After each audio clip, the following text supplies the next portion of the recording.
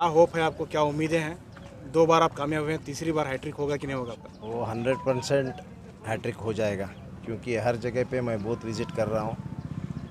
लोगों का सबके बात सुनने के बाद उनके बहुत ही खुशी से दूर से दुआ दे रहे, हो गया बोल के। ये मैं समझता हूँ 40,000 50,000 लीड होने का चांसेस है अभी माहौल देखे तो। एमआईएम का कुछ इम्पैक्ट नहीं है वो आपको? कुछ भी नहीं, पूरा ज़ीरो है वो। अच्छा, क्या कांग्रेस सरकार बना रही है इस बार? 100% हो जाएगा, 130 प्लस हो जाएगा सीट्स। बहुत खुश इलेक्शंस कर रहे हैं सभी लोगों के इधर।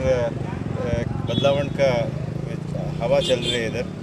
आई थिंक बीजेपी बहुत भारी बहुमत से इधर आने का कोई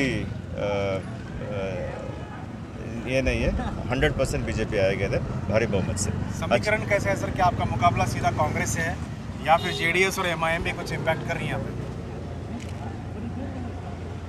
1 to 1 तो कांग्रेस से है, लेकिन जेडीएस और एमआईएम भी काफ़ी फाइट कर रही है। जेडीएस भी ले रहे हैं, एमआईएम भी ले रहे हैं, कांग्रेस भी ले रहे हैं, लेकिन बीजेपी बहुत आगे है। किसी का ये कोई भी नज़दीक में नहीं है, बहुत आगे है। लोग